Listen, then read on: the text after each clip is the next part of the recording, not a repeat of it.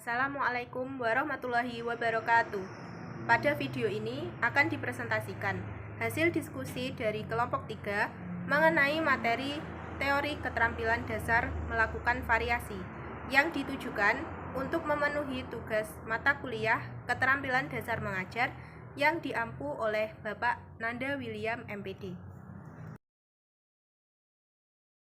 Kami kelompok 3 yang beranggotakan saya, Jessima Linggasyah Putri, dengan NPM 2086206007, Muhsin Mustafa Asyar dengan NPM 2086206033, dan Hasan Mustafa Asyar dengan NPM 2086206034. Materi yang akan kami sampaikan adalah yang pertama, pengertian keterampilan dasar melakukan variasi. Yang kedua, komponen-komponen keterampilan mengadakan variasi. Yang ketiga, prinsip-prinsip penggunaan variasi. Yang keempat, tujuan dan manfaat mengadakan variasi. Serta yang kelima adalah latihan penerapan dalam pengajaran mikro. Materi selanjutnya akan saya sampaikan. Pengertian keterampilan dasar melakukan variasi. Keterampilan guru dalam menjaga suasana pembelajaran tetap menarik perhatian, tidak membosankan, sehingga siswa menunjukkan ketekunan, antusiasme, penuh semangat, serta berpartisipasi secara aktif dalam proses pembelajaran. Menurut Husserl, variasi adalah suatu kegiatan guru dalam konteks proses interaksi belajar mengajar yang ditujukan untuk mengatasi kebosanan murid, sehingga dalam situasi belajar mengajar, murid senantiasa menunjukkan ketekunan, antusiasme, serta penuh partisipasi. Sedangkan menurut Abu Ahmadi, gaya mengajar adalah tingkah laku, sikap, perbuatan guru dalam melaksanakan proses pengajaran. Baik, untuk materi selanjutnya akan saya sampaikan, yaitu mengenai komponen-komponen keterampilan mengadakan variasi. Dalam mengadakan variasi dalam proses belajar mengajar, terdapat 3 aspek atau komponen yang meliputinya, yaitu yang pertama adalah variasi dalam gaya mengajar guru. Yang kedua adalah variasi dalam menggunakan media dan bahan pembelajaran. Dan yang ketiga adalah variasi dalam interaksi antara guru dengan siswa. Yang pertama adalah variasi dalam gaya mengajar guru.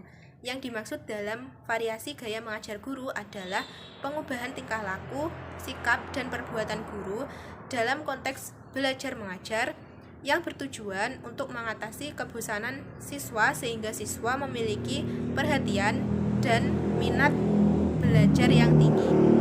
Variasi dalam gaya mengajar guru terdiri dari variasi suara, pemusatan perhatian, kontak pandang dan gerak mata, mimik dan gerakan anggota badan, kesenyapan atau kebisuan guru, serta pergantian posisi guru di dalam kelas. Yang kedua adalah variasi dalam penggunaan media dan bahan pembelajaran. Yang dimaksud dengan penggunaan variasi dalam media dan bahan pembelajaran adalah cara guru dalam mengatur dan mengelola media dan bahan pembelajaran agar dapat memperjelas dan memperlancar materi dalam proses pembelajaran, sehingga tujuan pendidikan akan lebih mudah tercapai. Yang ketiga adalah variasi dalam interaksi antara guru dengan siswa. Dalam hal mengadakan variasi, guru juga harus mengadakan variasi pola komunikasi dalam pembelajaran. Proses komunikasi dalam pembelajaran dapat diklasifikasikan menjadi 3 bentuk komunikasi, yaitu yang pertama adalah komunikasi satu arah atau one way communication, adalah komunikasi yang berlangsung satu arah, yaitu dari guru ke siswa. Kemudian ada komunikasi dua arah atau two way communication, yaitu komunikasi yang berlangsung dari guru ke siswa atau dari siswa ke guru. Dan yang ketiga adalah komunikasi ke segala arah atau interaktif, yaitu bentuk proses komunikasi yang melibatkan banyak arah, baik itu dari guru ke siswa, siswa ke guru, antar siswa, atau siswa dengan lingkungan pembelajaran lain yang lebih luas. Prinsip-prinsip penggunaan variasi. Yang pertama, bertujuan. Dalam menerapkan variasi dalam pembelajaran harus memperhatikan tujuan pembelajaran yang dapat dicapai. Variasi harus sejalan dan diarahkan untuk menunjang pencapaian tujuan pembelajaran. Oleh karena itu, dalam variasi juga harus memperhatikan kesesuaiannya dengan sifat materi, karakteristik siswa berikut latar belakang sosial budayanya. Yang kedua, fleksibel. Variasi yang dikembangkan harus bersifat luas dan tidak kaku, sehingga setiap jenis variasi yang diterapkan memungkinkan dapat diubah sesuai dengan situasi, kondisi, dan tuntutan yang terjadi secara spontan pada saat terjadinya pembelajaran tanpa harus mengganggu keutuhan proses pembelajaran yang sedang dilaksanakan. Ketiga, kelancaran dan berkesinambungan, yaitu setiap variasi yang dikembangkan dalam pembelajaran harus memperlancar proses pembelajaran. Yang keempat, wajar atau tidak dibuat-buat.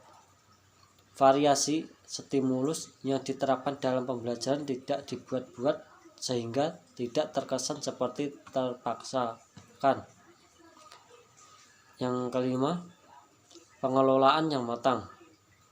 Sebelum menerapkan variasi dan pembelajaran, hendaknya menerapkan dan pengembangan variasi stimulus tersebut sudah direncanakan secara matang agar dapat berjalan efektif dan efisien proses pembelajaran.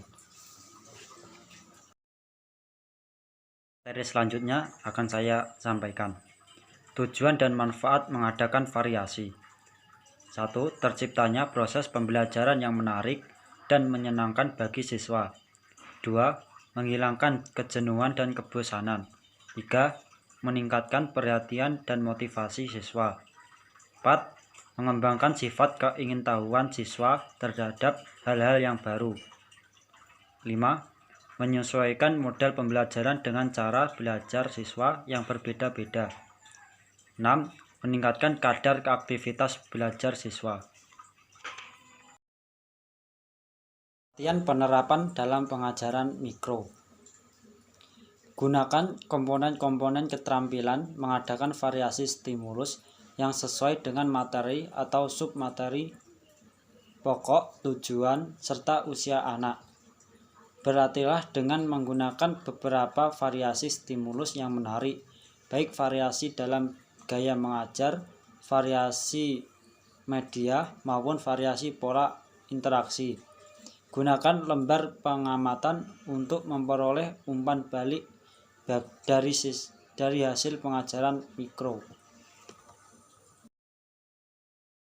Demikian presentasi materi teori keterampilan dasar melakukan variasi dari kelompok 3. Terima kasih atas perhatiannya, dan atas kurang lebihnya kami mohon maaf yang sebesar-besarnya. Wassalamualaikum warahmatullahi wabarakatuh.